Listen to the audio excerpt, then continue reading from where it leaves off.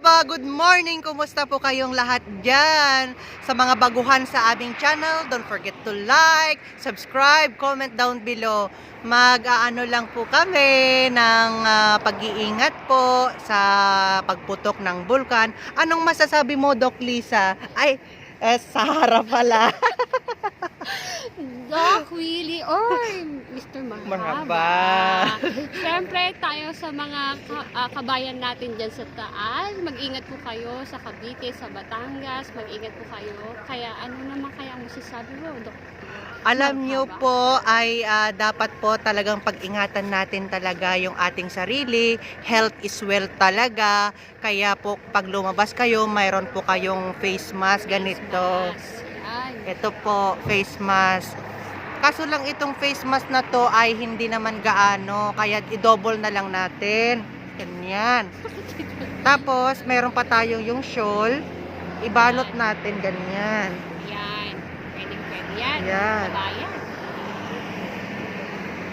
Ganyan. Tapos mayroon pa tayong ganyan. Yan.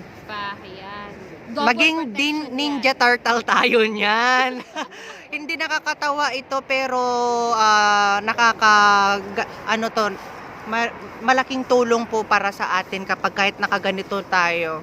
Ganyan. May iwasan din sila yung mga ashes na galing sa Taal volcano, di ba? Oo. Nakahood Nakahood ka. ka kasi yung yung ashfall na yan ay makati, tapos baka magkakaroon pa kayo ng allergy, Yes, tama. yung mga ganon. Kaya ingatan natin yung sarili natin.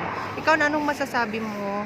Kaya yun, dapat lahat tayo ay protektado o kaya handa tayo sa mga ganyang mga dilubyo. Uy, dilubyo ba yun? Oy, oo, gano dilubyo na rin yan kasi alam nyo na dapat kung lalo na yung mga bata at makamatanda, kahit walang pinipili po yan kapag ka nakasinghot ka kasi ng yung asphalt na yon, ganyan, lalong-lalo na yung mga may asthma, may hika, sakit sa puso. Asmahin sila nun, for sure. Kaya dapat doble-doble ang mga gamit nyo. O kung may kamag-anak kayo sa naman, papunta kayong lumikas, like pupunta kayo ng Bulacan, pupunta na kayo kung yung mga kamag-anak nyo muna, magbakasyon muna kayo kaysa naman sa magkasakit. O kaya dalaw-dalaw na rin sa mga pamilya, 'di ba? True. Lalong-lalo na dun sa mga malapit sa Cavite, Oo, tama. sa Batangas, ganyan po. Tsaka yung mga batang sanggol, di ba? Mas mabuti kung may kumot kayo, talagang i-cover up nyo sila.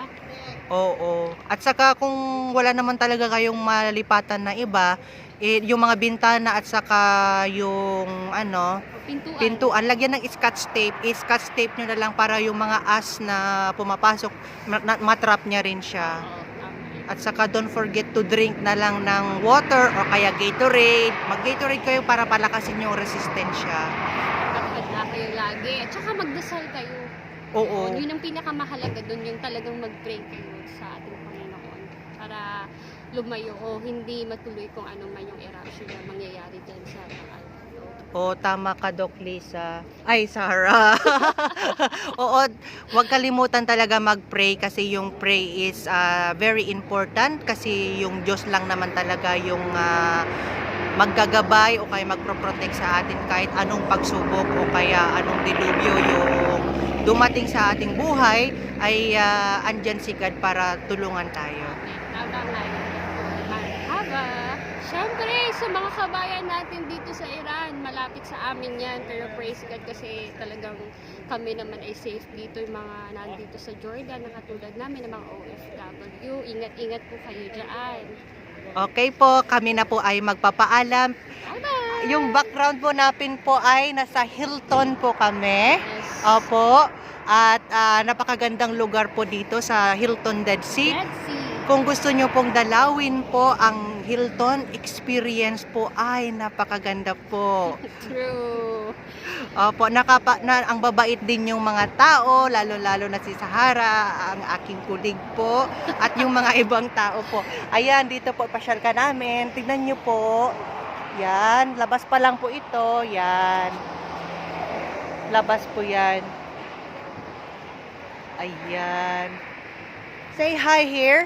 Pagir, hi! Say hi! Thank you very much and say goodbye. Bye! everyone, mga kabayan sa Pilipinas. We Bye-bye love you po. and God loves Mwah. you. Subscribe Yes. and like.